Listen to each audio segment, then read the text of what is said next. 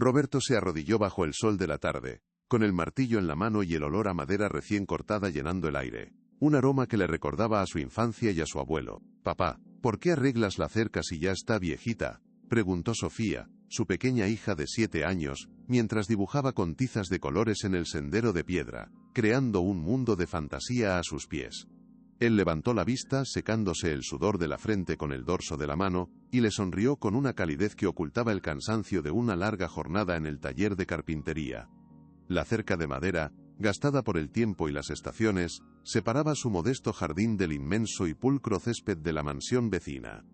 Era una frontera humilde entre dos mundos completamente diferentes, el suyo lleno de amor y el otro de una fría opulencia. «Porque una cerca fuerte hace buenos vecinos, mi amor», respondió Roberto con una voz suave, dejando el martillo a un lado para acariciar el cabello de su hija. «¿Tu abuelo construyó esta cerca con sus propias manos? Es nuestro deber cuidarla, para que siempre sepamos dónde empieza nuestro hogar y dónde termina». Él creía firmemente en esas palabras, en los principios sencillos de trabajo duro, honestidad y respeto mutuo que le habían inculcado. No sabía que, desde una de las enormes ventanas de la mansión, Valeria Montiel lo observaba con una mirada calculadora, viendo en cada golpe de martillo no un gesto de buena vecindad sino una oportunidad. Su sonrisa era tan afilada como el cristal de su casa, fría y sin alma. El contraste entre las dos propiedades era un reflejo perfecto de la brecha social que las separaba, un abismo imposible de cruzar. La casa de Roberto, con sus paredes un poco desgastadas por el sol y la lluvia, tenía un alma, un corazón que latía con cada recuerdo. Cada rincón contaba una historia. La marca de altura de Sofía en el marco de la puerta, el rosal que su abuela había plantado con sus propias manos, la pequeña hamaca donde Lebate leía cuentos por las tardes, creando universos mágicos con solo su voz. Era un hogar vivo, lleno de las imperfecciones que lo hacían perfecto, un refugio contra el mundo. Al otro lado de la cerca, la mansión de Valeria era una obra de arquitectura moderna, fría e impersonal, una fortaleza de soledad. Sus líneas rectas y sus enormes ventanales parecían diseñados para mantener el mundo a distancia, para observar sin ser tocada. No había juguetes en el césped ni ropa tendida al sol, solo el silencio de una riqueza que no traía alegría. «Qué ingenuo», pensó Valeria mientras daba un sorbo a su copa de vino caro, el líquido rojo como la sangre. Le parecía casi poético, una ironía deliciosa, que él mismo estuviera reparando el instrumento de su propia ruina. Durante semanas, sus abogados habían encontrado una diminuta discrepancia en los límites de la propiedad, un error que planeaba explotar sin piedad. Quería construir un exclusivo centro comercial, y el modesto terreno de Roberto era la pieza clave que unía todas sus adquisiciones. No iba a permitir que un simple carpintero se interpusiera en su camino. Si te gusta este tipo de contenido, no te olvides de suscribirte a nuestro canal. Publicamos videos todos los días, y dale like al video, si te gusta esta historia, y déjanos en los comentarios contándonos de dónde eres, y a qué hora nos escuchas. Unos días después, la tranquilidad de Roberto se hizo añicos, rompiéndose en 1000 pedazos con la llegada de un sobreoficial que parecía pesar 1 tonelada. El cartero, un hombre que conocía desde niño, le entregó un sobre grueso con el membrete de un prestigioso bufete de abogados, un nombre que gritaba poder y dinero, un nombre que todos en el pueblo temían. Sus manos, acostumbradas a la aspereza de la madera y a la precisión de las herramientas, temblaron ligeramente al abrirlo, sintiendo el peso de lo que contenía como si fuera una piedra. Un lenguaje legal, frío y cortante como el filo de una navaja, lo acusaba de invadir la propiedad de Valeria Montiel, exigiendo la retirada inmediata de la cerca y una compensación económica exorbitante que jamás podría pagar. Roberto leyó el documento una y otra vez, con los ojos moviéndose sobre las palabras sin poder procesar su significado. Era absurdo, una pesadilla de la que no podía despertar. Esa misma noche, Sofía lo encontró en la cocina, con la cabeza entre las manos, el papel sobre la mesa como una sentencia. «Papá, ¿estás triste?», preguntó ella, su vocecita llena de una preocupación que no le correspondía a su edad. Él la levantó y la sentó en su regazo, forzando una sonrisa que no le llegó a los ojos. «No, mi amor, solo estoy un poco cansado», mintió. Pero la niña percibió su miedo. «La señora de la casa grande nos va a quitar nuestra casita», susurró con los ojos llenos de lágrimas. El corazón de Roberto se partió. Abrazó a su hija con fuerza, tratando de transmitirle una seguridad que él mismo ya no poseía. Nunca, Sofía. Jamás dejaré que nadie nos quite nuestro hogar. Lo protegeré con mi vida. Era una promesa solemne, un juramento hecho en la penumbra. El desconcierto inicial, esa sensación de estar atrapado en una pesadilla, dio paso a una determinación férrea, fría como el acero. No podía permitirse el lujo de derrumbarse, no con su hija mirándolo con esos ojos asustados que buscaban en él un refugio seguro. Se levantó de la silla, con Sofía aún en sus brazos, sintiendo su pequeño peso como un ancla que lo mantenía firme, y caminó hacia el viejo escritorio de roble que había heredado de su abuelo, un mueble sólido y honesto como el hombre que lo construyó. Con cuidado, abrió el cajón inferior, el que siempre mantenía cerrado con llave, como un cofre del tesoro que guardaba los secretos de su familia. De debajo de una pila de viejas fotografías familiares y cartas atadas con una cinta descolorida, sacó un documento doblado y amarillento por el tiempo, con el sello oficial del registro brillando débilmente bajo la luz de la cocina. Era la escritura original de la propiedad, un papel frágil que atestiguaba que esa tierra había pertenecido a su familia durante 3 generaciones de sudor y sacrificios. Lo desplegó sobre la mesa con una reverencia casi religiosa, con un cuidado extremo.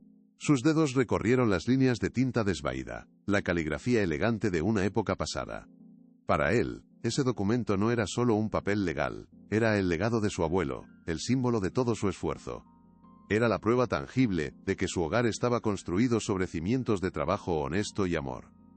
No puedo perder esto, pensó, sintiendo una oleada de fuerza recorrer sus venas. Tengo que luchar por mi familia.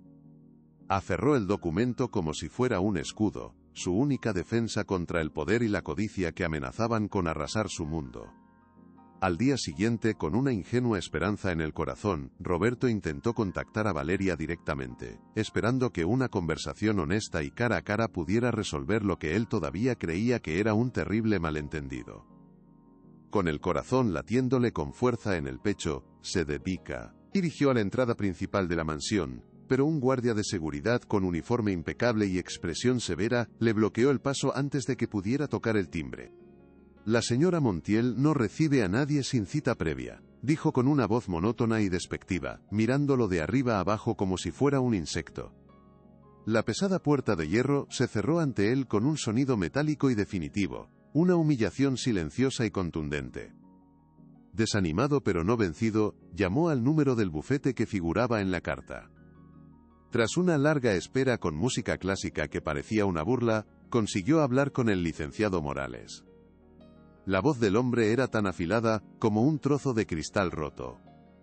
«¿Señor García?», dijo, arrastrando su apellido con evidente condescendencia. Roberto explicó con calma que la cerca había estado en el mismo lugar por más de 50 años, que era un hecho conocido por todos los vecinos. Morales soltó una risa seca y despectiva al otro lado de la línea. Los sentimientos y las historias familiares no tienen cabida en el derecho de propiedad, señor García. Tenemos mediciones topográficas recientes que demuestran la infracción. La ley está de nuestro lado. Cada palabra era un golpe calculado, diseñado para desmoralizarlo. Le sugiero que acepte la generosa oferta que mi clienta le hará para comprar su propiedad y evite un proceso judicial largo y costoso que, le aseguro, no puede ganar. La amenaza era clara. No querían la cerca, querían su tierra. La conversación con el abogado lo dejó temblando de rabia e impotencia. Una mezcla tóxica que le revolvía el estómago. Se paseó por su pequeño salón, sintiendo que las paredes se cerraban a su alrededor como una trampa, asfixiándolo lentamente. Miró los retratos de sus padres y abuelos que colgaban en la pared, sus rostros serios y trabajadores, gente que nunca había pedido nada a nadie. ¿Qué habrían hecho ellos?, pensó, buscando inspiración en sus miradas silenciosas, tratando de encontrar una respuesta en el pasado. Luchar, sin duda alguna. Se lo debían a su memoria. La idea de vender era impensable, una traición a todo lo que representaban. No se trataba solo de una casa, era su historia, sus raíces, el único legado que tenía para Sofía. La presión comenzó a afectar cada aspecto de su vida cotidiana como un veneno lento. En su trabajo de carpintería, donde siempre había sido meticuloso y su habilidad era legendaria, ahora le costaba concentrarse, cometiendo errores costosos que antes eran impensables, sus manos torpes por la preocupación. Su jefe, un hombre comprensivo y de buen corazón, notó su distracción y la sombra en sus ojos. «¿Todo bien, Roberto? Pareces estar en otro mundo», le preguntó un día con genuina preocupación, ofreciéndole un café. Roberto no supo qué responder. ¿Cómo explicar que luchaba contra una de las mujeres más ricas y poderosas de la región por unos centímetros de tierra? Se limitó a asentir y a prometer que se concentraría más. Pero era imposible. La amenaza constante pesaba sobre él como una losa de plomo, robándole el sueño por las noches y el apetito durante el día. Cada vez que miraba su casa, ya no veía un refugio sino un campo de batalla. La tensión también afectó profundamente a Sofía, y eso era lo que más le dolía a Roberto, más que cualquier amenaza legal. La niña, normalmente alegre y parlanchina, un torbellino de energía y risas, se volvió silenciosa y retraída, perdiendo parte de su chispa infantil. Dejó de jugar en el jardín, el lugar que antes era su reino de fantasía, y prefería quedarse dentro de casa, siempre cerca de su padre, como si temiera que él también pudiera desaparecer. A menudo la encontraba mirando por la ventana hacia la imponente mansión de Valeria, con una expresión de miedo y confusión en su rostro que le rompía el corazón en 1000 pedazos. Una tarde Roberto la encontró llorando en su habitación, abrazada a su osito de peluche con todas sus fuerzas. «Tuve una pesadilla, papá», sollozó con la voz entrecortada, sus pequeños hombros sacudiéndose. «Soñé que unos hombres malos venían con una máquina gigante y derribaban nuestra casita. Nuestro rosal también, el de la abuela».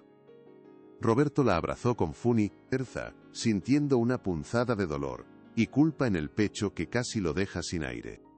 Su lucha estaba robándole la infancia a su hija, llenando su mundo de miedos y ansiedades que ninguna niña de 7 años debería tener que enfrentar.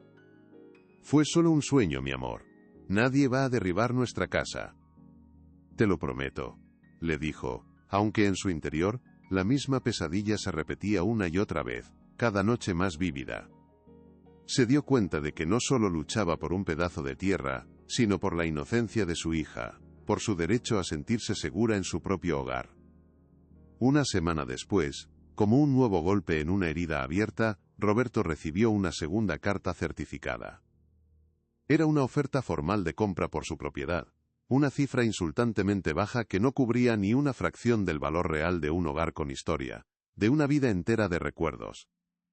Era una limosna, un gesto de desprecio.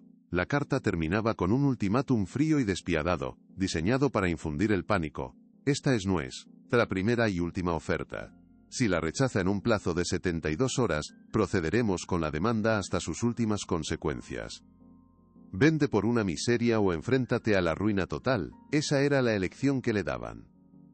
Roberto arrugó el papel con furia, sus nudillos blancos por la presión, sintiendo un impulso de quemarlo. «Mi hogar no está en venta», pensó con una convicción inquebrantable que nacía de lo más profundo de su ser. Sabía que necesitaba ayuda legal urgentemente, que ya no podía luchar solo contra ese monstruo. Decidió buscar un abogado, aunque no tuviera ni la más remota idea de cómo iba a pagarlo con sus modestos ingresos. Empezó a llamar a los pocos contactos que tenía, pidiendo recomendaciones, explicando su situación con la voz cargada de una desesperación que no podía ocultar. La respuesta fue unánimemente desoladora. La mayoría de los abogados que contactó se mostraron reacios a tomar su caso en cuanto oyeron el nombre de Valeria Montiel. Su influencia llegaba a todas partes, tejiendo una red invisible de miedo y lealtades compradas con dinero. Parecía que nadie en toda la ciudad se atrevía a desafiarla. Se sentía como si estuviera gritando en una habitación insonorizada, solo y abandonado. Finalmente, después de muchas puertas cerradas y negativas cobardes, encontró a un abogado mayor, a punto de jubilarse, llamado David Soler. Era un hombre de principios firmes, una rareza en su profesión, conocido en los círculos legales por defender a los desamparados y luchar en causas perdidas que nadie más quería tocar. Su oficina era pequeña y desordenada, llena de libros y expedientes que olían a justicia antigua. Después de escuchar la historia de Roberto con una atención inusitada y examinar el viejo documento con detenimiento, Pasando sus dedos expertos sobre el papel frágil como si leyera en braille, Soler aceptó el caso, sus ojos brillando con un fuego de indignación que Roberto no había visto en semanas.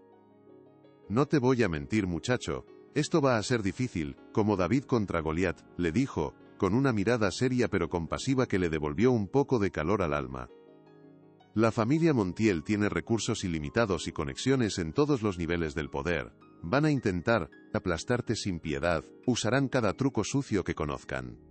Roberto asintió, su rostro sombrío pero firme, la desesperación reemplazada por una determinación renovada. «Lo sé. Pero no puedo rendirme, es todo lo que tengo para mi hija». El abogado Soler sonrió por primera vez, una sonrisa genuina y alentadora que le dio a Roberto un respiro de aire fresco. Esa es la actitud. A veces, cuando un hombre no tiene nada que perder, se convierte en el oponente más peligroso. Le explicó que su primera estrategia sería investigar a fondo los planos catastrales y buscar cualquier irregularidad en las adquisiciones de terrenos de Valeria en la zona. Mientras tanto, Valeria no perdía el tiempo, y movía sus piezas en el tablero de ajedrez del poder con una precisión letal y una frialdad absoluta. Convocó a una reunión privada en sus lujosas oficinas con el concejal Marco Solís, un político ambicioso y sin escrúpulos cuya campaña electoral ella había financiado generosamente, comprando su lealtad con cheques de muchos ceros. En el despacho, con unas vistas panorámicas de la ciudad que le hacían sentirse dueña de todo, Valeria le expuso su plan maestro para el centro comercial. «Necesito que agilices todos los permisos de rezonificación para esta área», dijo, señalando un mapa detallado extendido sobre la mesa de caoba, su dedo con la uña perfectamente pintada presionando sobre la casa de Roberto. «Y necesito que el ayuntamiento ignore cualquier queja de los pequeños propietarios, especialmente la de un tal Roberto García, que se está poniendo pesado». El concejal Solís, un hombre con una moral tan flexible como sus promesas políticas, asintió sin dudarlo ni un segundo, como un perro faldero. «Considéralo hecho, Valeria. Sabes que siempre puedes contar con mi apoyo incondicional. Para eso estamos los amigos». Ella le sonrió, una sonrisa gélida que no llegó a sus ojos. «Lo sé, Marco. Por eso te apoyo yo a ti. Es una relación beneficiosa para ambos, ¿no crees?». La conversación era un ejemplo perfecto de cómo funcionaba su poder. A través de favores, dinero e influencia política ejercida en la sombra, lejos de los ojos de los votantes. Mientras Roberto luchaba por encontrar un solo aliado, Valeria ya estaba moviendo los hilos del gobierno local a su antojo. Un sábado por la tarde, mientras compraba fruta y verdura en el mercado del pueblo, un lugar lleno de vida y conversaciones animadas, Roberto se cruzó cara a cara con Valeria. Ella iba acompañada de un pequeño séquito de asistentes, saludando a la gente con una sonrisa ensayada de benefactora local, como una reina, visitando a sus súbditos, repartiendo falsas amabilidades. Al ver a Roberto, su sonrisa se tensó por una fracción de segundo, un tic casi imperceptible que él notó. Decidió que era su oportunidad de apelar a ella directamente, de persona a persona, de vecino a vecina. Se acercó con respeto, manteniendo la distancia sin querer causar una escena. «Señora Montiel, ¿podríamos hablar un momento, por favor?», preguntó, su voz firme a pesar del nerviosismo que sentía, del nudo en su estómago. Valeria se volvió hacia él, su expresión una máscara de falsa sorpresa y amabilidad. «Ah, señor García, qué coincidencia encontrarlo aquí». Su tono era condescendiente, como si hablara con un niño que no entiende las cosas de adultos, y lo suficientemente alto para que los demás lo oyeran. «Lo siento mucho, pero estoy muy ocupada ahora mismo. Además, creo que mis abogados le dejaron muy claro que cualquier comunicación debe ser a través de ellos». Lo dijo en voz alta, para que todos los tenderos y clientes a su alrededor pudieran oírlo, una humillación dominante, deliberada y pública. Lo estaba pintando como un problemático, como alguien que no entendía las reglas del juego que ella misma había creado. «Solo quiero entender por qué está haciendo esto. Somos vecinos, mi hija está asustada». «Mi hogar está en juego», dijo Roberto en voz baja, con la voz cargada de una emoción contenida, intentando apelar a su humanidad, a cualquier vestigio de decencia que pudiera quedarle. Valeria soltó una risita que sonó como cristales rotos, un sonido desprovisto de cualquier calidez o empatía que le heló la sangre. «No sea tan dramático, señor García. Son solo negocios, no es nada personal». A veces, el progreso exige sacrificios. Debería entenderlo usted que es un hombre trabajador. Luego se inclinó hacia él como si fuera a contarle un secreto, su perfume caro y abrumador invadiendo su espacio personal. Y le susurró, para que solo él pudiera oírlo, sus palabras como veneno en su oído. Y honestamente, su pequeño y sucio terreno vale mucho más para un aparcami, que para su ridículo huerto. La crueldad de sus palabras, el desprecio absoluto por su vida, por el trabajo de sus manos, por la memoria de su familia, lo dejó sin aliento. Era un golpe íntimo y certero, diseñado para herirle en lo más profundo, para hacerlo sentir insignificante. Con eso se dio la vuelta y se alejó con su séquito, dejándolo plantado en medio del mercado, con las miradas curiosas y compasivas de la gente clavadas en él como puñales. Se sintió despojado, reducido a un simple obstáculo. Algo estaba a punto de romperse dentro de él. La ingenua esperanza de una solución pacífica se había desvanecido por completo. Esa noche Roberto se sentó en el porche de su casa. El mismo lugar donde tantas veces había jugado con Sofía, empujándola en el pequeño columpio que él mismo había construido. Miraba la cerca que había iniciado todo, iluminada por la luz pálida de la luna. Parecía tan insignificante ahora, un simple trozo de madera en medio de una tormenta de ambición y poder. Escuchaba la risa de Sofía desde dentro de la casa, donde veía un programa de dibujos animados, ajena a la oscuridad que se cernía sobre ellos, un sonido que era su única razón para seguir luchando. No voy a dejar que gane, pensó, apretando los puños con una fuerza que le blanqueó los nudillos, sintiendo la madera de la silla de su abuelo bajo sus dedos. No puede simplemente pisotear a la gente y salirse con la suya como si nada. Alguien tiene que pararla. La humillación en el mercado no lo había roto, lo había fortalecido. Le había quitado la última venda de los ojos, la última pizca de ingenuidad. Ya no veía a Valeria como una vecina difícil, sino como lo que realmente era, una depredadora sin escrúpulos que disfrutaba con el sufrimiento ajeno, que se alimentaba del miedo de los demás. La lucha ya no era solo por su casa, sino por su dignidad, por el ejemplo que le daría a su hija. Se levantó y entró, decidido a seguir luchando con más fuerza que nunca. Revisó sus finanzas, calculando cuánto tiempo podría resistir. Se acercó a la habitación de Sofía y le susurró una promesa mientras dormía. Encontraremos la manera, pequeña. Papá encontrará la manera. Roberto y su abogado Soler pasaban horas y horas en la pequeña y desordenada oficina de este último, rodeados de mapas antiguos, libros de leyes polvorientos y documentos legales que parecían contar historias de injusticias pasadas. El aire estaba cargado del olor a papel viejo y café recalentado. Ellos tienen peritos caros y tecnología de punta para medir hasta el último milímetro, explicó Soler una tarde, frotándose los ojos cansados, las arrugas de su frente más profundas que nunca. Nosotros tenemos esto. Señaló aquel papel amarillento sobre la mesa, el único legado tangible de una promesa hecha medio siglo atrás. Una tarde, al volver del trabajo, agotado y cubierto de serrín, Roberto vio el coche de lujo de Valeria Montiel, negro y reluciente como un escarabajo, aparcado frente a su casa. El licenciado Morales salía del vehículo, con su traje impecable y su maletín de cuero, como un cuervo de mal agüero aterrizando en su territorio. ¿Qué hace usted aquí?, preguntó Robert, poniéndose a la defensiva, su cuerpo tenso como un resorte. Morales sonrió con una condescendencia que le revolvió el estómago. He venido a hacerle una última propuesta, señor García. En persona. Valeria, en un acto de generosidad que usted no merece, está dispuesta a aumentar ligeramente su oferta. Es una oportunidad para que usted y su hija empiecen de nuevo en otro lugar, sin problemas. La oferta era tan ridícula como la primera, un intento descarado de comprar su rendición por unas pocas monedas más. La rabia bullía dentro de Roberto. La visita no era un acto de buena fe, era una táctica de intimidación, un intento de quebrarlo en su propio terreno. Mi casa no tiene precio, licenciado, respondió Roberto con una voz tranquila pero firme, una calma helada que sorprendió incluso a sí mismo, una calma que nacía de la certeza de estar en el lado correcto de la historia. Mi dignidad tampoco. Dígale a la señora Montiel que nos veremos en los tribunales. El rostro de Morales se endureció, La máscara de amabilidad se desvaneció para revelar la fría amenaza que había debajo, la verdadera cara del poder sin escrúpulos. Usted no entiende, ¿verdad? No tiene ninguna posibilidad, lo arrastraremos por el barro, lo dejaremos en la ruina. Su reputación como carpintero quedará destruida. La gente pensará que es un ocupa terco que se interpone en el progreso de la ciudad.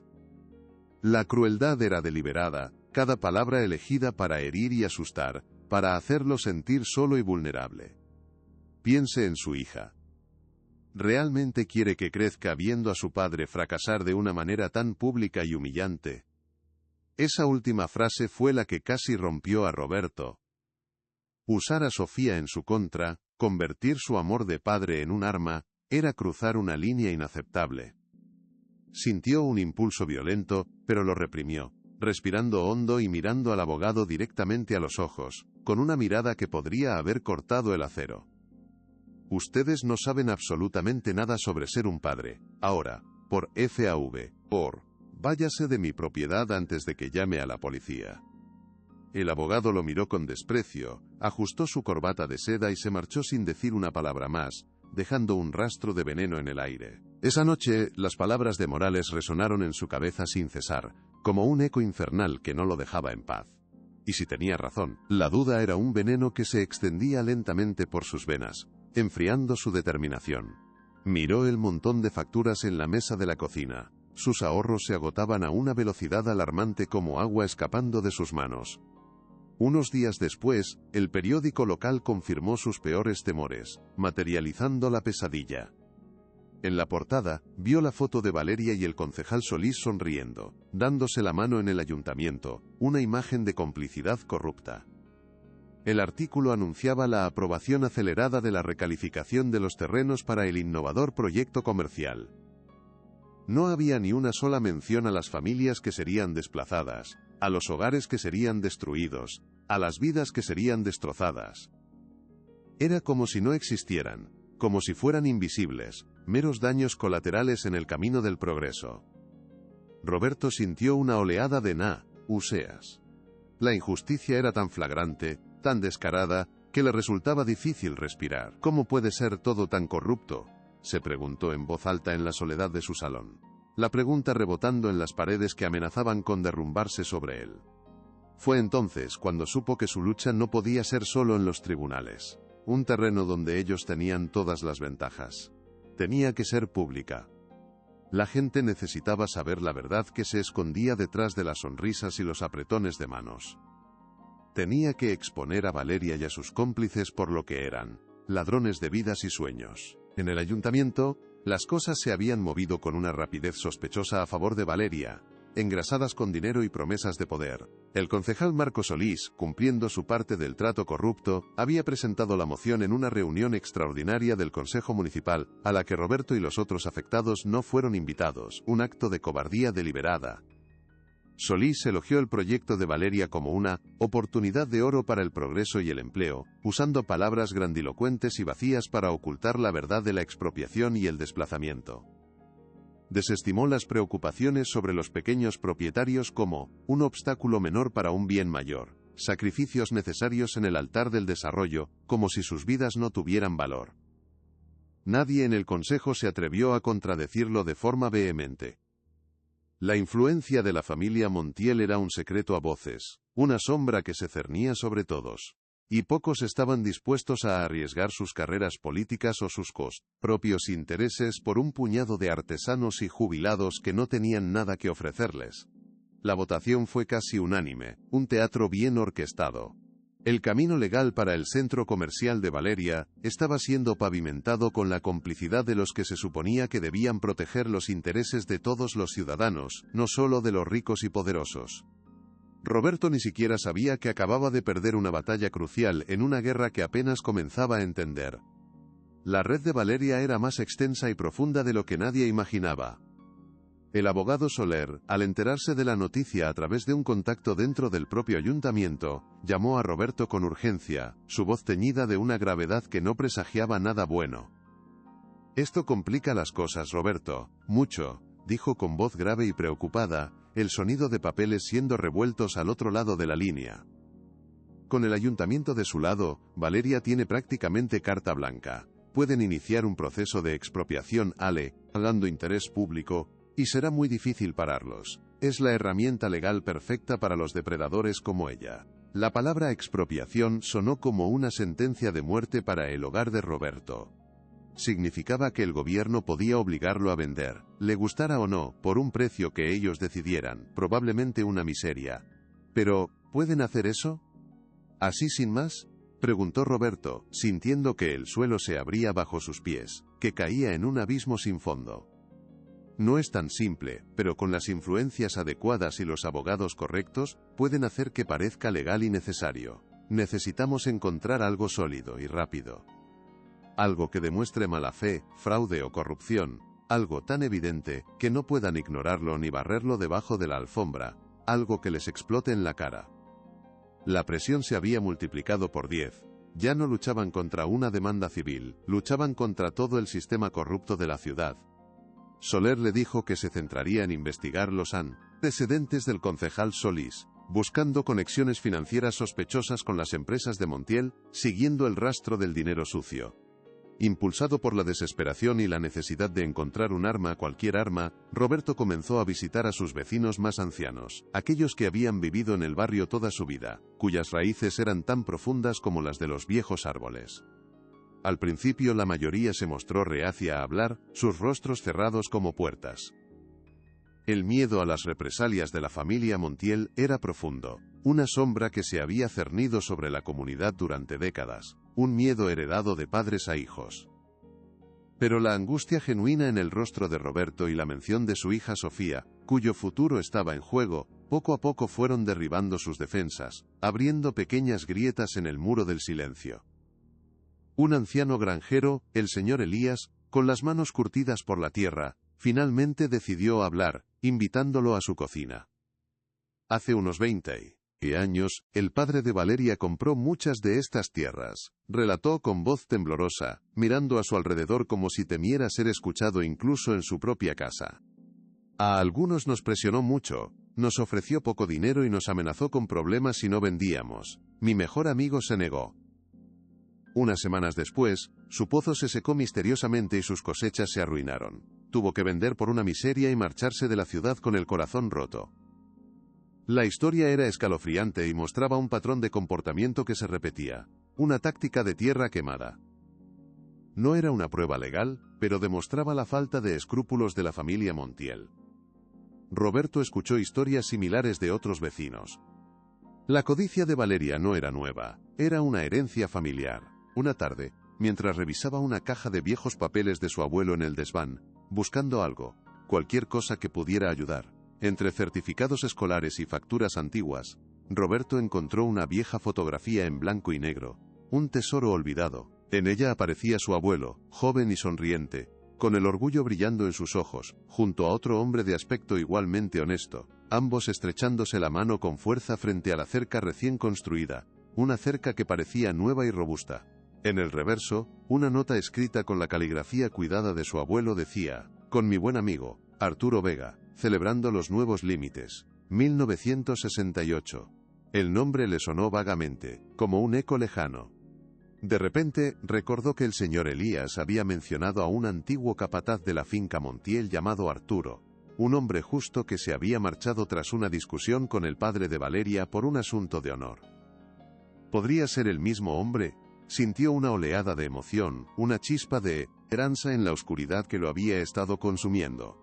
Si ese hombre seguía vivo, podría ser el testigo que necesitaban desesperadamente. Podría confirmar que los límites se habían establecido de mutuo acuerdo, y que la cerca estaba en el lugar correcto desde el principio.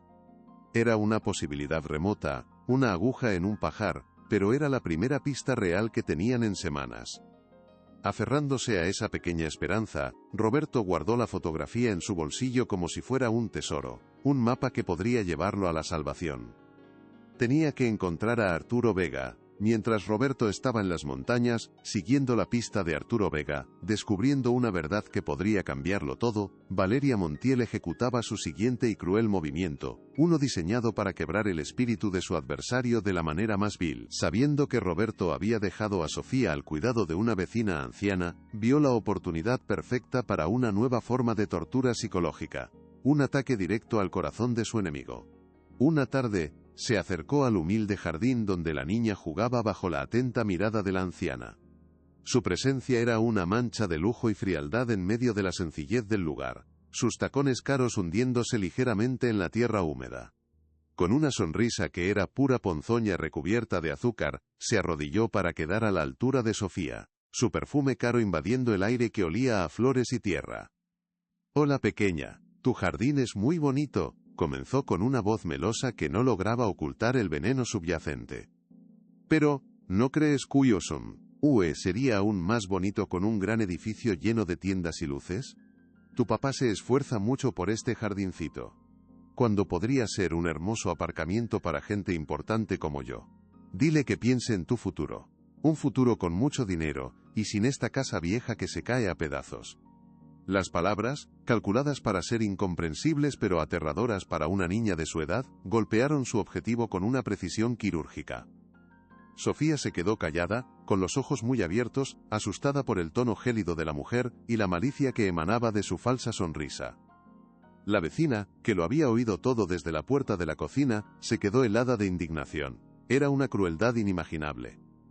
Cuando Roberto regresó esa misma noche, agotado por el largo viaje, pero con el corazón lleno de una nueva y vibrante esperanza gracias al testimonio de Arturo, la vecina lo esperó en la puerta, con el rostro desencajado por la rabia y la preocupación.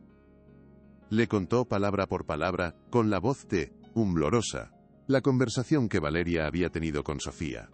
Cada sílaba era un martillazo que destrozaba la esperanza que Roberto había traído consigo.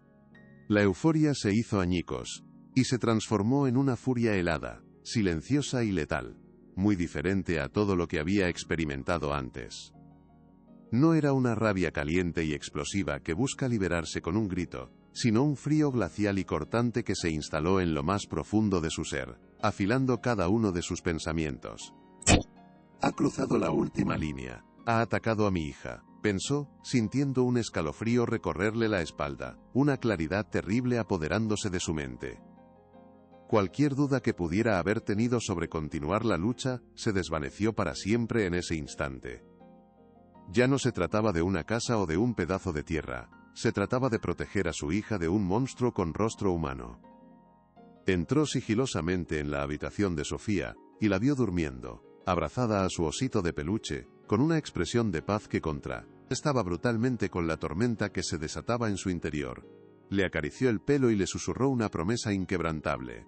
«Nadie volverá a hacerte daño, mi amor, te lo juro por mi vida». La mañana siguiente, sin haber dormido un solo minuto, con los ojos ardiendo por el cansancio y la rabia, Roberto se reunió con Soler en su pequeña y abarrotada oficina. Le contó todo con una calma aterradora que preocupó al viejo abogado. La confirmación de Arturo Vega, su disposición a testificar en la audiencia, las insinuaciones sobre la falsificación de documentos, y finalmente, el cruel y cobarde ataque de Valeria a Sofía.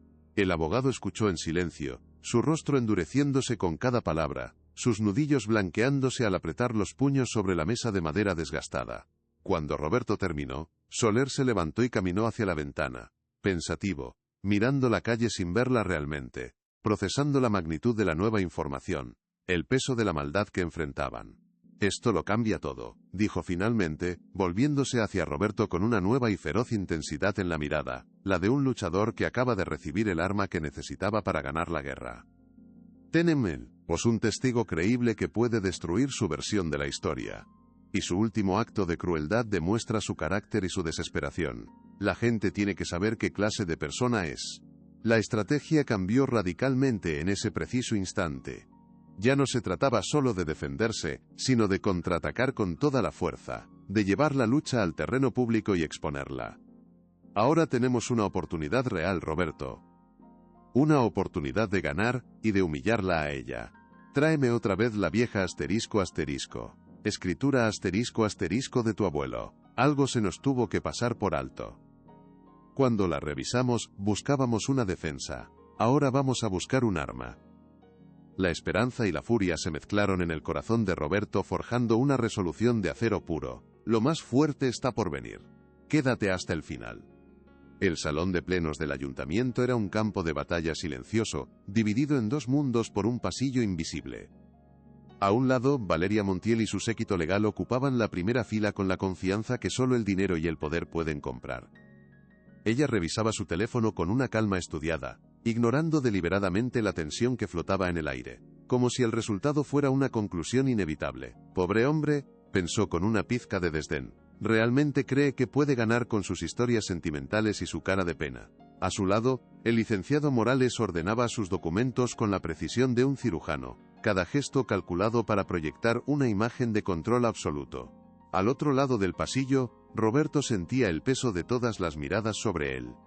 Sostenía la mano de Sofía, que se había acurrucado a su lado, dejando su cuaderno de dibujos olvidado en su regazo. El abogado Soler, con su traje un poco gastado pero su mirada afilada como un cuchillo, le dio una palmada tranquilizadora en el hombro. Recuerda, Roberto, la verdad es nuestra única arma. Y es más fuerte que todo su dinero, le susurró. Roberto asintió, tratando de absorber esa confianza. Miró a los rostros de sus vecinos llenando los bancos de atrás, una comunidad de gente sencilla que había puesto su fe en él. Sintió una oleada de responsabilidad que casi lo ahoga. No podía fallarles. No podía fallarle a su hija. La audiencia estaba a punto de comenzar. El concejal Marco Solís carraspeó, golpeando el mazo de madera con una fuerza innecesaria que resonó en el tenso silencio. Se abre la sesión para tratar la disputa de límites entre las propiedades del señor Roberto García y la señora Valeria Montiel, así como la moción de interés público para el desarrollo de la zona, anunció con una voz pomposa que sonaba ensayada. Tiene la palabra el representante legal de la demandante, el licenciado Morales. El abogado se levantó, con una elegancia depredadora, y se dirigió al estrado. Desplegó un enorme mapa topográfico digital en una pantalla, lleno de líneas rojas y verdes y mediciones complejas. Señoras y señores del Consejo, los hechos son irrefutables y la ciencia no miente, comenzó, su voz resonando con autoridad. Como pueden ver en estas mediciones satelitales de última generación, realizadas por la firma de ingenieros más prestigiosa del país, la cerca del señor García invade la propiedad de mi clienta en, para ser exactos, 7 metros y 42 centímetros. Hizo una pausa dramática, dejando que la cifra calara en la audiencia. Entendemos que el señor García pueda tener un apego emocional a su terreno, pero los sentimientos no pueden prevalecer sobre la ley y la evidencia empírica. Mi clienta ha intentado resolver esto amistosamente, pero la intransigencia del señor García nos ha obligado a llegar a esta instancia. Era una actuación magistral, pintando a Roberto como un obstáculo irracional para la lógica y el progreso. La presentación de Morales continuó durante casi una hora, un bombardeo implacable de datos técnicos y jerga legal, diseñado para abrumar y confundir a cualquiera que no fuera un experto. Llamó a un perito con un currículum impresionante que confirmó cada una de sus afirmaciones con una seguridad aplastante, hablando de coordenadas GPS, escrituras registradas digitalmente y errores catastrales históricos que, casualmente, siempre beneficiaban a Valeria. La atmósfera en la sala se volvió pesada y sombría, como el aire antes de una tormenta. Los miembros del consejo asentían con seriedad, impresionados por la aparente solidez de las pruebas. Roberto sentía cómo la esperanza se le escapaba como arena entre los dedos, cada palabra del abogado un golpe que lo dejaba sin aire. Cada gráfico, cada número, parecía un clavo más en el ataúd de su defensa. Parece tan real, tan convincente, pensó, la duda comenzando a corroer su determinación como el óxido. ¿Y si mi abuelo se equivocó? ¿Y si he estado luchando por algo que nunca fue mío? Miró a Soler, buscando alguna señal, pero el viejo abogado permanecía impasible, con los ojos cerrados, como si estuviera durmiendo, una calma que parecía casi antinatural. La confianza de Valeria, por otro lado, se había convertido en una sonrisa apenas disimulada. Estaba disfrutando del espectáculo, saboreando su inminente victoria. El concejal Solís miraba a Roberto con una expresión de falsa compasión, como si estuviera a punto de sentenciar a un hombre a su destino inevitable. La falsa resolución estaba casi completa. Algo estaba a punto de romperse. La propuesta de mi clienta no solo busca rectificar esta invasión, continuó Morales, pasando a la ofensiva final, su voz adquiriendo un tono casi mesiánico, sino que se enmarca en un proyecto de desarrollo que traerá cientos de empleos y una prosperidad sin precedentes a esta comunidad. Un centro comercial moderno, un parque tecnológico, un futuro brillante. Pintó una visión utópica que chocaba brutalmente con la realidad de las familias que serían desplazadas. Sus palabras, un velo de seda sobre una daga de acero. Solo una pequeña franja de tierra, ocupada ilegalmente, se interpone en el camino de este progreso. Les pido, honorables miembros del Consejo, que actúen con visión de futuro. Que no permitan que la nostalgia obstaculice el bienestar de toda una ciudad. Concluyó su discurso con un gesto grandilocuente y regresó a su asiento entre los murmullos de aprobación de algunos asistentes. El golpe había sido demoledor. Había conseguido que la disputa pareciera una elección entre un solo hombre terco y el futuro de toda la comunidad. El concejal Solís asintió gravemente. Gracias, licenciado Morales. Una presentación muy exhaustiva. Luego se volvió hacia el otro lado del pasillo, su voz teñida de un falso pesar. Señor Soler, ¿tiene algo que presentar en defensa de su cliente? Todas las miradas se giraron hacia el viejo abogado, que se levantó lentamente, como si le pesaran los años. La expectación en la sala era casi nula. Parecía un trámite antes de la inevitable derrota. David Soler se acercó al estrado sin papeles, sin mapas, sin tecnología. Su única arma parecía ser su voz, tranquila pero firme, que llenó el silencio como el agua llena una grieta. Señoras y señores, hemos escuchado una impresionante demostración de ciencia y tecnología. Mapas satelitales, coordenadas precisas. Es todo muy moderno, comenzó, con una leve ironía en su tono que desconcertó a Morales. Pero a veces la verdad no se encuentra en los satélites, sino en la memoria de las personas y en la tinta de viejos papeles. Antes de hablar de progreso, hablemos de historia. Hablemos de promesas. Hablemos de cómo se hacían los tratos en esta comunidad, antes de que los abogados de la ciudad llegaran con sus contratos de 100 páginas. Valeria y Morales intercambiaron una mirada de fastidio.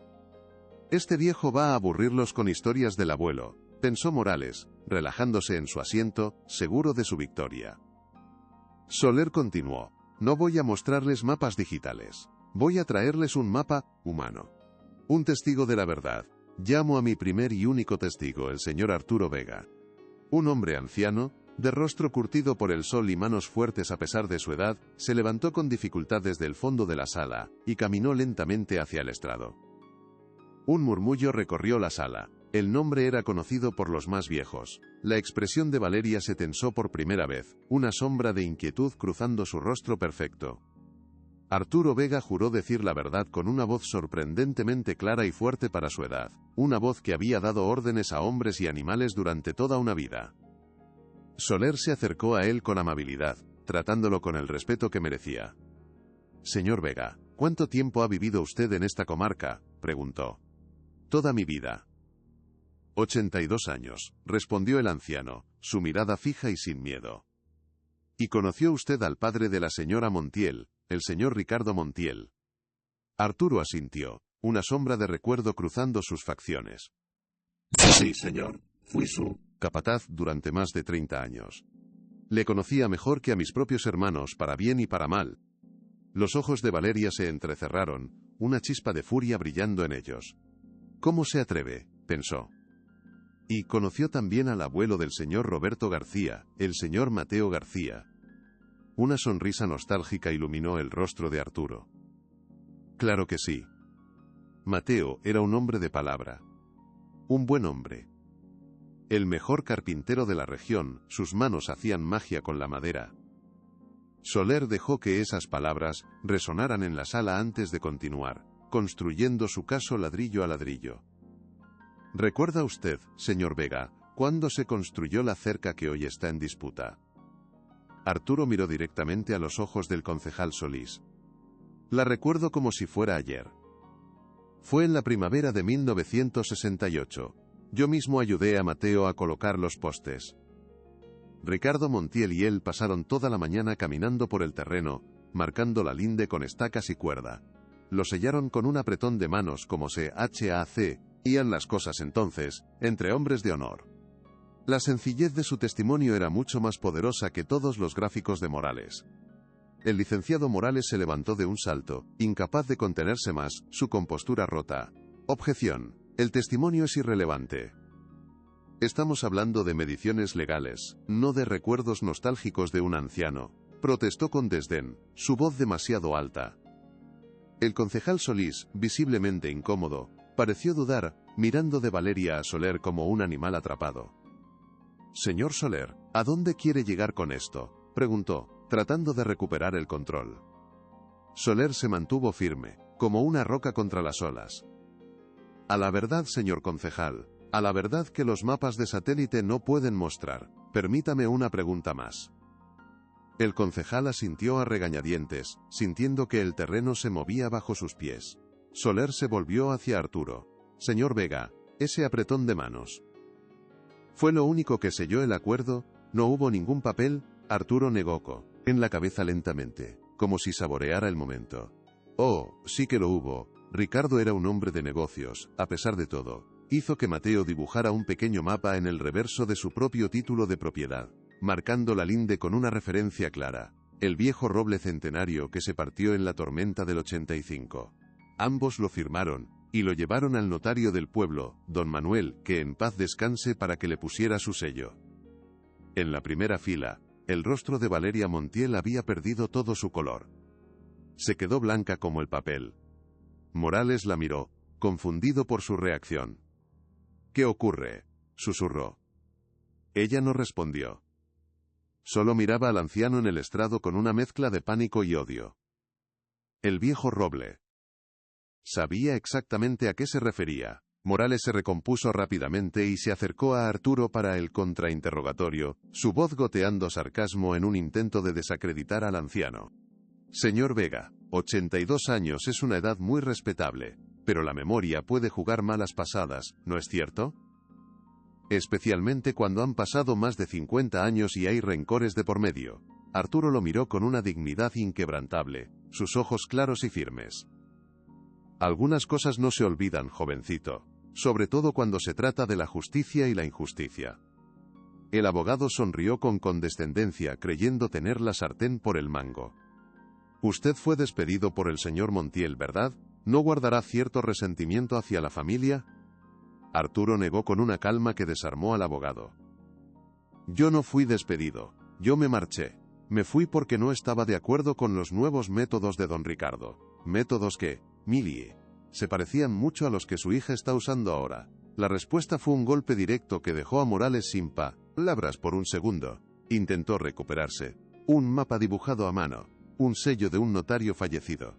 Eso no tiene ninguna validez legal frente a los documentos oficiales del catastro actual, exclamó, dirigiéndose al consejo. Soler intervino con calma.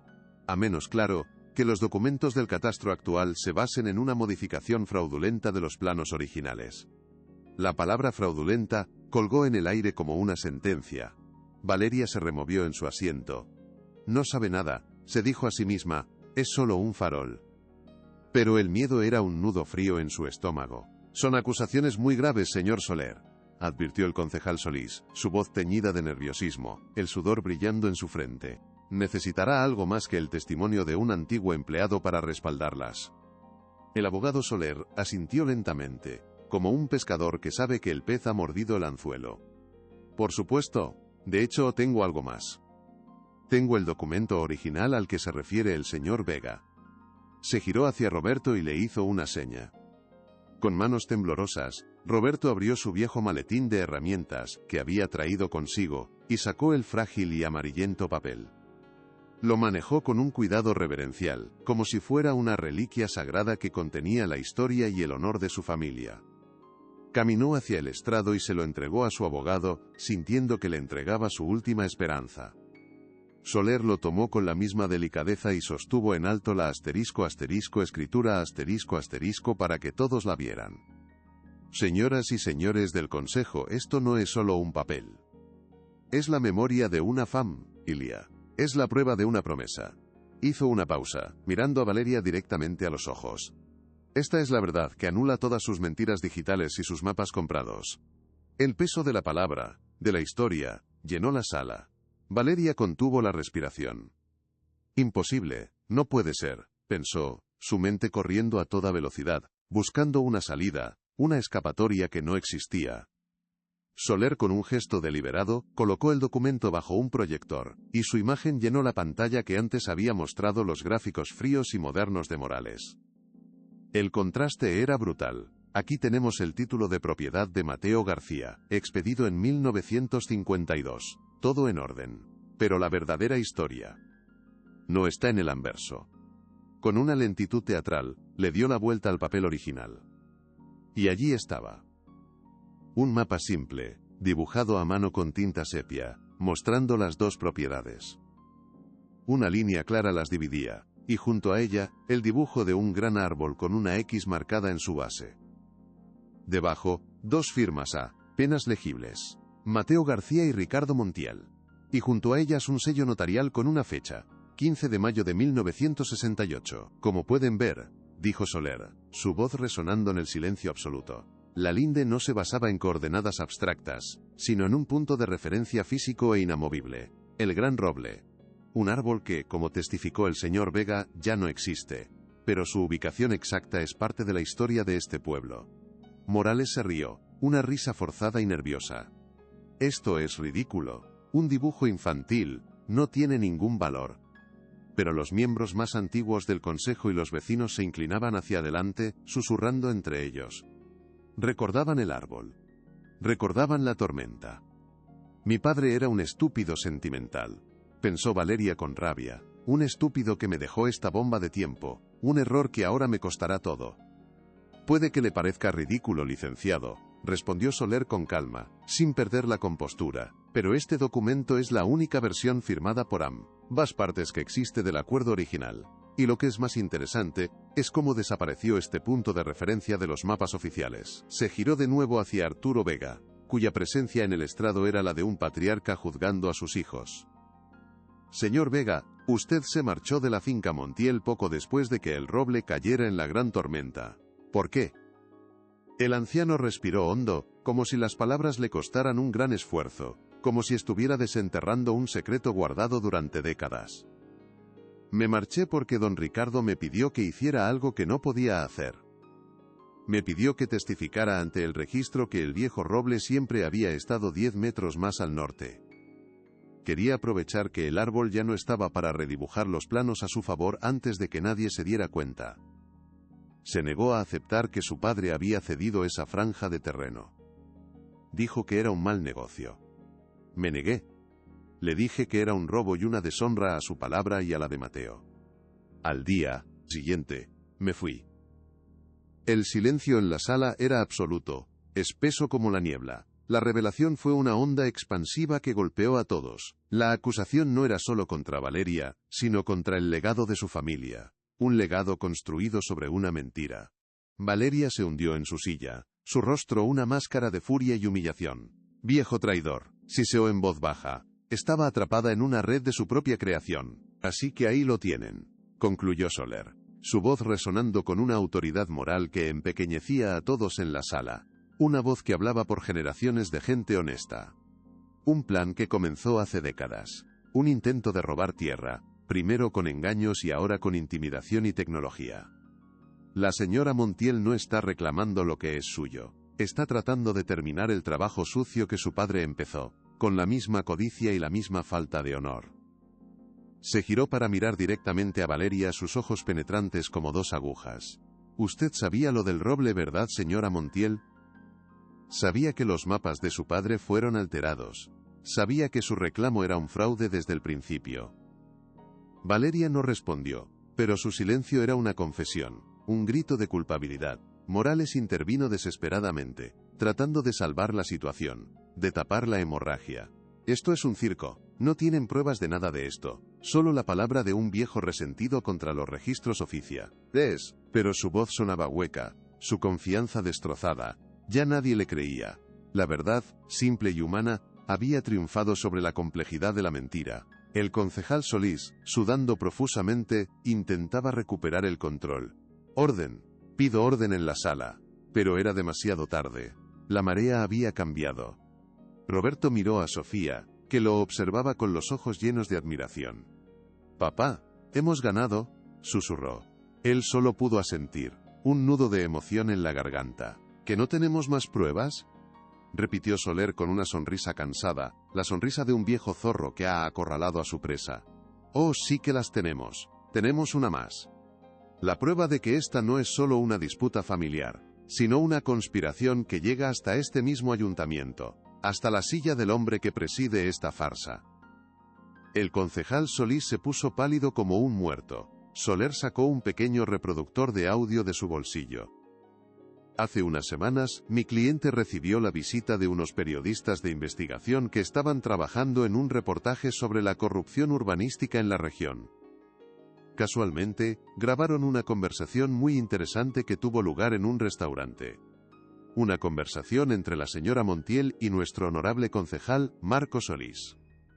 Apretó un botón. La voz de Valeria, clara y nítida, llena de arrogancia, llenó la sala. Asterisco. «Necesito que agilices todos los permisos, Marco. El ayuntamiento debe ignorar las quejas de ese carpintero. Para eso te financio las campañas, ¿no? Es una relación beneficiosa para ambos. Asterisco».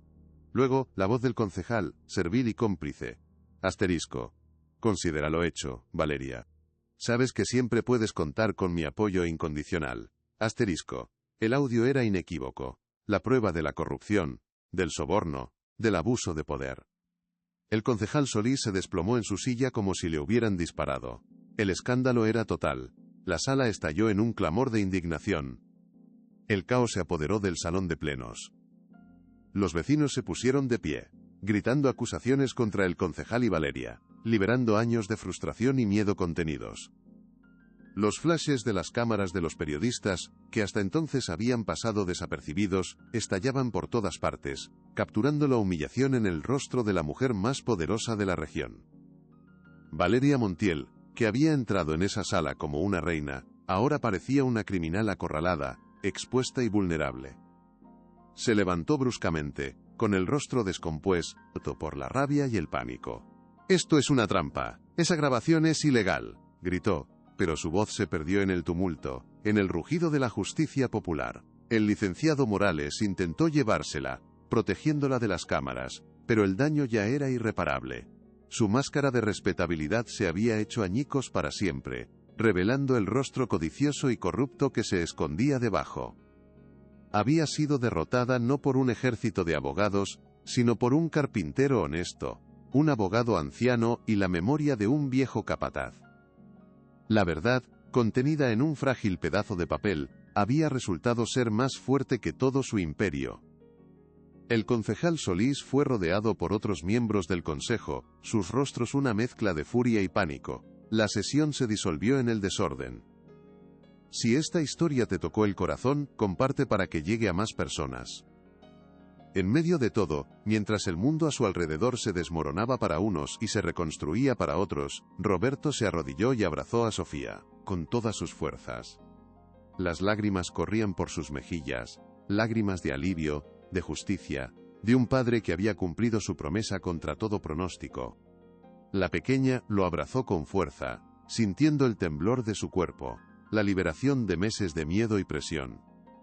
«Papá, ¿por qué lloras?», le preguntó, con su voz inocente cortando a través del ruido como un rayo de sol.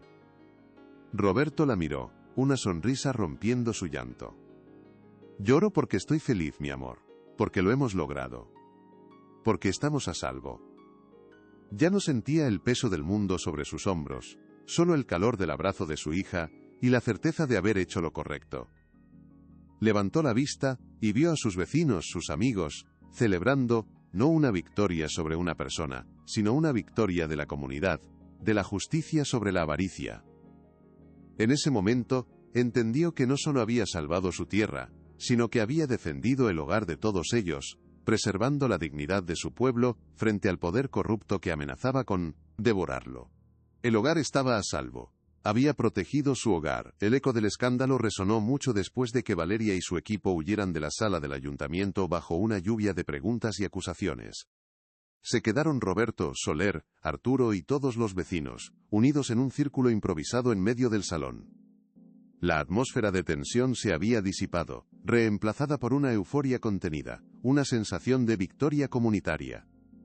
La gente se acercaba a Roberto para estrecharle la mano, para darle una palmada en la espalda, para agradecerle. «Nos has salvado, Roberto», le dijo una anciana con los ojos llorosos. «Nos has devuelto la esperanza». Él, abrumado por la emoción, solo podía sonreír y asentir. Ya no era solo el carpintero del pueblo, se había convertido en un símbolo de resistencia, en la prueba viviente de que David podía vencer a Goliat.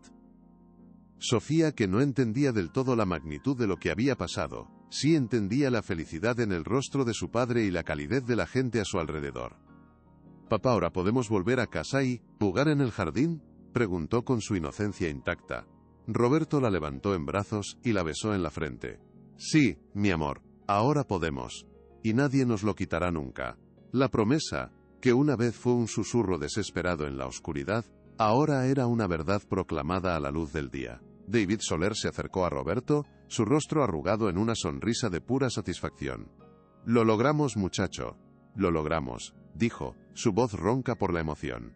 «Nunca subestimes el poder de la verdad, ni la estupidez de los arrogantes». Le devolvió a Roberto el viejo documento de su abuelo. Roberto lo tomó, sintiendo su peso de una manera diferente. Ya no era solo un papel, era un escudo, un testamento del honor de su familia, una reliquia que había cambiado el curso de la historia de su pueblo para siempre. «No sé cómo podré pagarle, don David», dijo Roberto sinceramente. El viejo abogado le restó importancia con un gesto de la mano. Ver la cara de Valeria Montiel cuando sonó esa grabación, «Eso es todo el pago que necesito.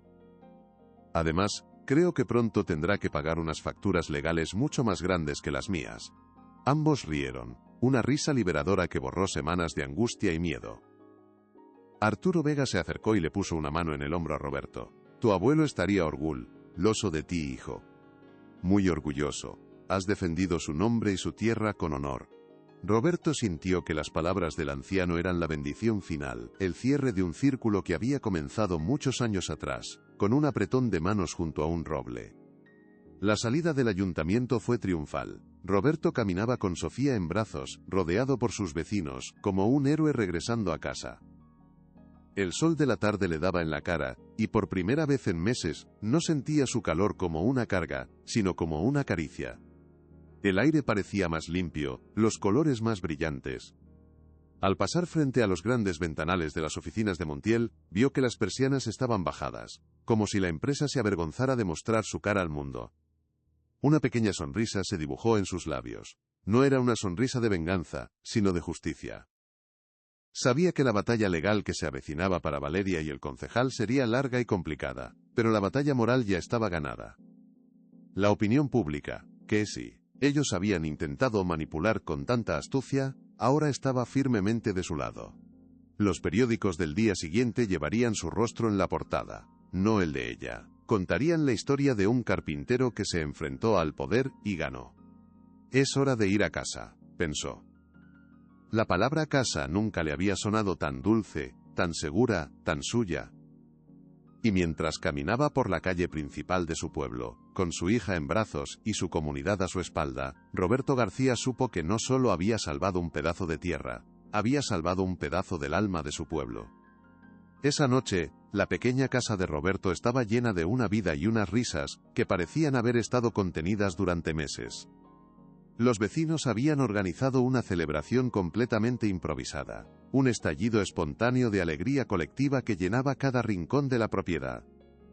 Trajeron comida en abundancia, desde tortillas caseras hasta empanadas recién horneadas, y las bebidas fluían con generosidad. Manuel, el hijo de el panadero, había traído su vieja guitarra, y sus acordes llenaban el aire con melodías familiares que todos coreaban.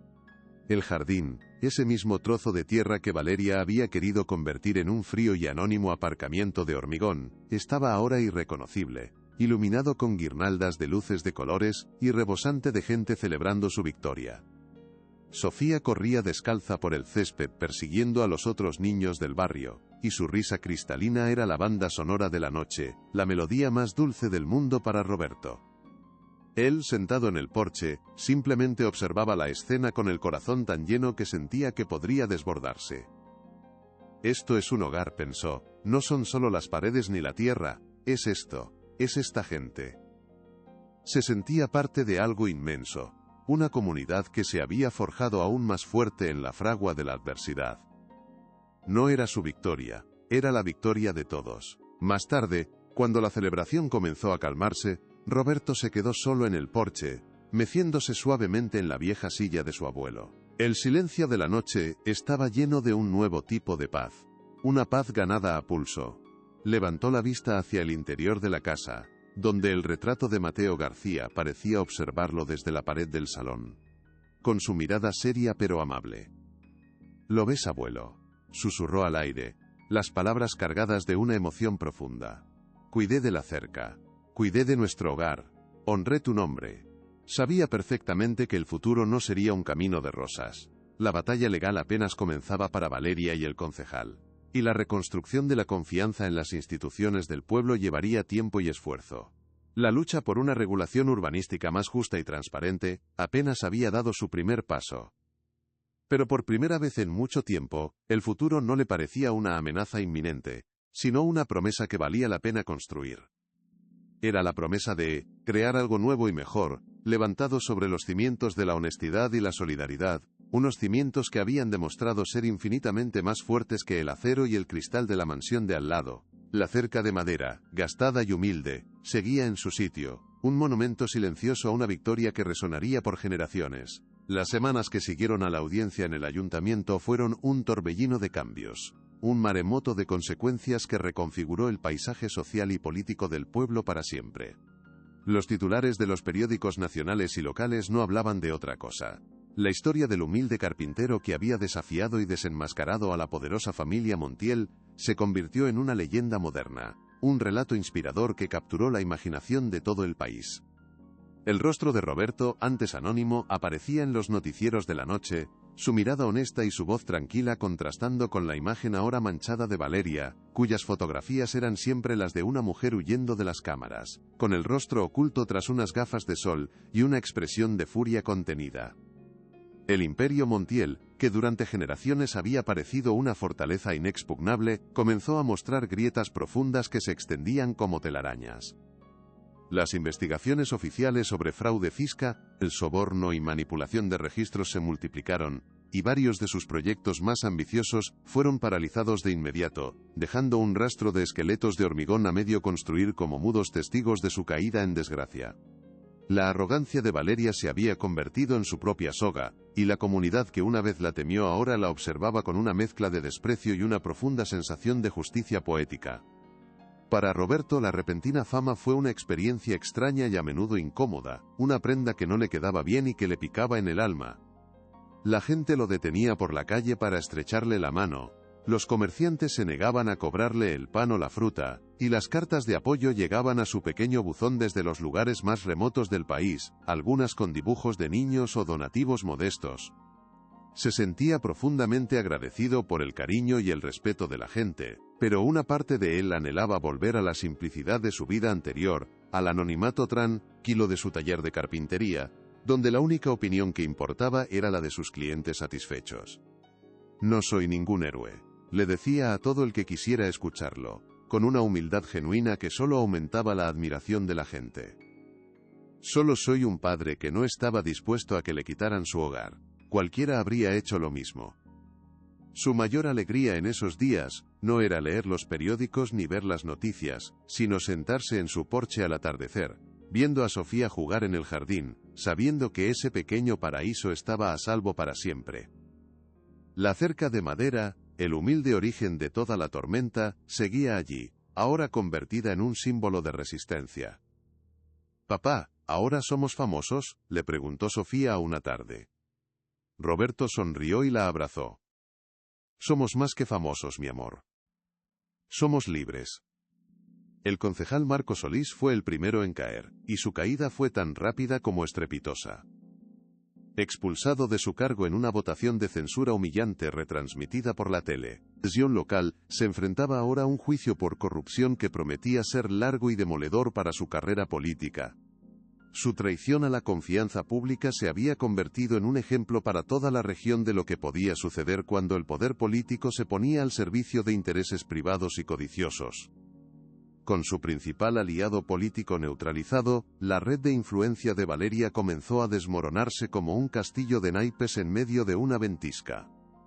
Los funcionarios que antes temblaban ante su nombre, ahora le cerraban las puertas, ansiosos por distanciarse del escándalo que la rodeaba como una plaga. Sus abogados, que una vez caminaron con la arrogancia de los invencibles, ahora luchaban por contener la avalancha de demandas y auditorías que amenazaban con llevar a la corporación Montiel a la quiebra definitiva. La justicia, aunque lenta, estaba comenzando a trazar su curso inexorable. El miedo que la familia Montiel había sembrado durante décadas se estaba disipando, reemplazado por un nuevo sentimiento en el pueblo, el de la posibilidad, la certeza de que sus voces, cuando se unían, eran mucho más poderosas de lo que jamás habían imaginado. La verdadera reparación, sin embargo, no llegó de los tribunales ni de los titulares de los periódicos, sino de la propia comunidad, en un acto de justicia poética y colectiva. Unas semanas después de la audiencia, los vecinos, liderados por el anciano y sabio Arturo Vega, se reunieron en la plaza del pueblo. La idea surgió de forma espontánea pero con una fuerza arrolladora. No podían permitir que el sacrificio de Roberto y la lucha de todos cayera en el olvido. Decidieron crear una fundación, un organismo comunitario dedicado a proteger a los pequeños propietarios de los abusos de las grandes corporaciones. La llamarían Fundación El Roble, en honor al árbol que había sido el testigo silencioso del acuerdo original, y cuya memoria había sido la clave de su victoria. Su primer acto fue proponer al nuevo ayuntamiento la creación de un parque público en un terreno que Valeria había intentado adquirir por medios dudosos.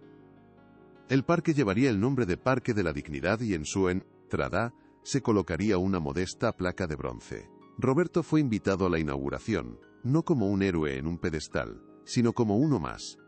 La placa no llevaba su nombre, sino una frase sencilla: en memoria de que la tierra pertenece a quien la trabaja con amor y la defiende con honor. La vida de Roberto comenzó a encontrar un nuevo equilibrio, una normalidad diferente a la que conocía antes pero infinitamente más rica y con un propósito renovado. Su pequeño taller de carpintería, que había estado al borde de la quiebra durante la batalla legal, ahora tenía más trabajo del que podía manejar. La gente no solo le encargaba muebles por su habilidad, sino como un gesto de apoyo y respeto, una forma de ser parte de su historia. Para hacer frente a la demanda, contrató a 2 jóvenes aprendices del pueblo, transmitiéndoles no solo las técnicas del oficio, sino también los valores de honestidad y trabajo duro que había heredado de su abuelo. Se dio cuenta de que su victoria le había dado una plataforma, una responsabilidad que iba más allá de su propia familia. Empezó a participar activamente en las reuniones de la Fundación El Roble, ofreciendo su experiencia para ayudar a otros. Se convirtió en una voz para los que no tenían voz, un defensor tranquilo pero firme de la justicia. Nunca pensé que mi vida tomaría este camino, reflexionó una noche, mirando las estrellas desde su porche. Quizás este era mi destino desde el principio. Continuar el legado de mi abuelo, no solo con las manos, sino con el corazón. En medio de esta nueva vida, el amor encontró una manera de florecer, de forma tan natural y sencilla como las flores en su jardín. Elena, la maestra de la escuela del pueblo, que había seguido su lucha con una admiración silenciosa desde el principio, comenzó a visitarlo con la excusa de encargarle unas estanterías para el aula de Sofía. Sus conversaciones, al principio centradas en la madera y los libros, pronto se desviaron hacia temas más profundos. Sus sueños para el futuro del pueblo, sus valores compartidos, la alegría que ambos encontraban en las pequeñas cosas. Roberto se sintió atraído por su inteligencia, su bondad y la calma que irradiaba, un bálsamo para su alma después de la tormenta. Un sábado por la tarde, después de instalar las estanterías, Elena lo invitó a un picnic junto al río con Sofía. Fue un día simple, lleno de risas, de juegos y de miradas cómplices que decían más que 1000 palabras. Mientras observaba a Elena y a Sofía construir un castillo de arena juntas, Roberto sintió una calidez en el pecho que no había sentido en mucho tiempo.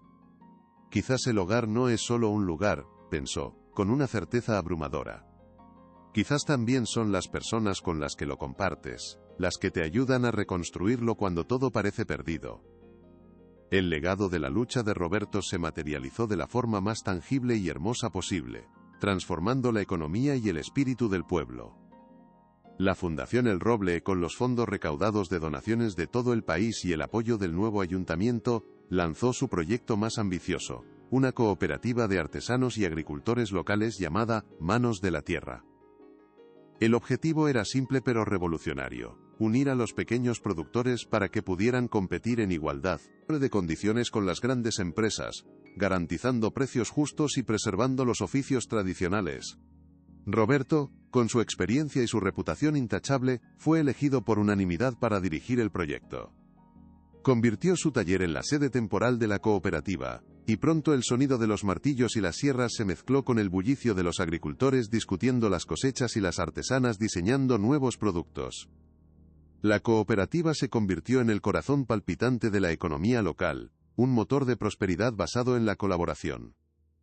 Crearon una marca propia que se hizo famosa en toda la región por su calidad y su historia. La historia de un pueblo que se había negado a rendirse y que había construido su futuro con sus propias manos. Mientras tanto, la caída de Valeria Montiel fue tan espectacular como silenciosa, un desvanecimiento en la ignominia. Acorralada por las deudas, las demandas y el ostracismo social, se vio obligada a vender gran parte de su imperio inmobiliario a precios de saldo para pagar las multas y los costes legales. La majestuosa mansión de cristal y acero, que una vez fue un símbolo de su poder omnipotente, ahora se erguía vacía y desolada, un monumento a la arrogancia y la codicia, con las ventanas rotas y el jardín invadido por la maleza. Se decía en el pueblo que se había marchado del país, buscando refugio en algún paraíso fiscal donde su nombre no estuviera manchado por el escándalo.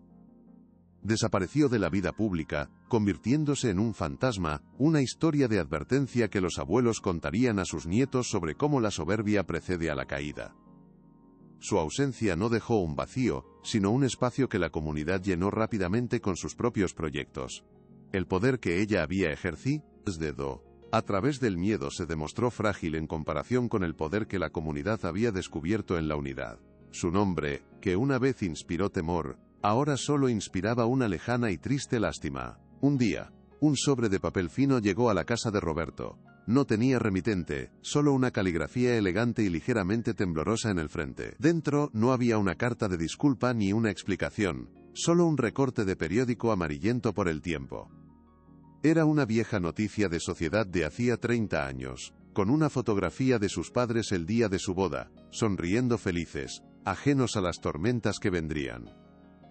Roberto nunca había visto esa foto. En el margen, escritas con la misma letra temblorosa, había solo 2 palabras: lo siento. No había firma, pero Roberto supo al instante de quién era. No era una absolución ni una justificación, solo un pequeño y frágil gesto de arrepentimiento. Roberto miró el recorte durante un largo rato, sintiendo una extraña mezcla de emociones. No había odio en su corazón, solo una profunda tristeza por una vida desperdiciada en la búsqueda del poder. Dobló el recorte con cuidado y lo guardó en el mismo cajón donde una vez estuvo el viejo documento de su abuelo. Espero que encuentres la paz, pensó, no por ella, sino por él mismo. Era hora de dejar atrás el pasado por completo y mirar solo hacia el futuro. Los meses se convirtieron en años, y la vida en el pueblo floreció de una manera que nadie habría creído posible. La cooperativa Manos de la Tierra se convirtió en un modelo de éxito a nivel nacional, atrayendo a jóvenes familias que buscaban un estilo de vida más auténtico. La vieja cerca de madera entre la casa de Roberto y la antigua mansión Montiel ya no existía. En su lugar, los miembros de la cooperativa habían construido un hermoso jardín comunitario, un espacio abierto donde los niños jugaban y los vecinos se reunían para compartir historias y cosechas. La propiedad de Valeria, después de años de abandono, fue adquirida por la fundación y convertida en un centro de formación profesional para jóvenes artesanos, un lugar donde el conocimiento se transmitía de una generación a otra. El edificio que una vez representó la opresión, se había transformado en un faro de esperanza. Roberto, ahora casado con Elena, observaba a menudo la escena desde su porche, con Sofía, ya una preadolescente, a su lado enseñándole los secretos de la madera. La felicidad que había construido era sólida y duradera, como los muebles que salían de su taller, hecha de paciencia, coraje y amor. Un atardecer dorado, mientras caminaban por el Parque de la Dignidad, Sofía se detuvo frente a la placa de bronce, ahora desgastada por el tiempo y las caricias de innumerables manos. «Papá», dijo, con una madurez impropia de su edad, «¿alguna vez te arrepentiste de haber luchado tanto, de todo lo que pasamos?». Roberto la miró, sus ojos reflejando el amor inmenso que sentía por ella.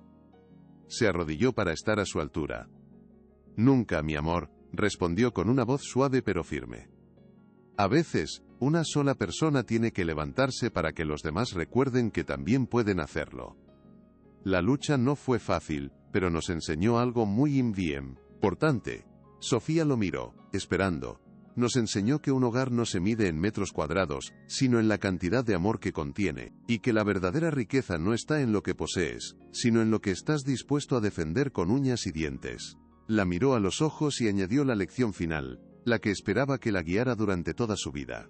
Y nos enseñó que no hay muro lo suficientemente alto ni poder lo suficientemente grande que pueda detener la verdad cuando ésta decide abrirse camino. Nunca lo olvides, Sofía. 5 años después, el pueblo era un testimonio vibrante del poder de la resiliencia comunitaria. La cooperativa liderada por Roberto se había expandido, empleando a más de 50 vecinos, y convirtiéndose en el principal motor económico de la región, un ejemplo estudiado en universidades. Su pequeña carpintería era ahora un gran taller que exportaba muebles artesanales a todo el país, cada pieza llevando un pequeño sello con la silueta de un roble. Como resultado directo de su caso, una nueva legislación, apodada popularmente como la Ley del Roble, protegía a los pequeños propietarios en toda la nación, y los proyectos de desarrollo especulativo en la región habían disminuido en un 30%. Pero el verdadero legado era Sofía. Ahora con 12 años, era una joven brillante y segura de sí misma, con el mismo espíritu luchador de su padre y la misma bondad de Elena, a quien llamaba mamá. Pasaba sus tardes en el taller, sus manos ya hábiles con las herramientas, absorbiendo las lecciones de integridad y perseverancia que su padre le enseñaba con cada gesto. El viejo documento de su abuelo, enmarcado y colgado en la pared del salón, servía como un recordatorio constante de la batalla que habían ganado juntos. La historia de Roberto García demostró que la dignidad no tiene precio, y que la verdad, como una semilla, siempre encuentra la manera de crecer y florecer a la luz del sol.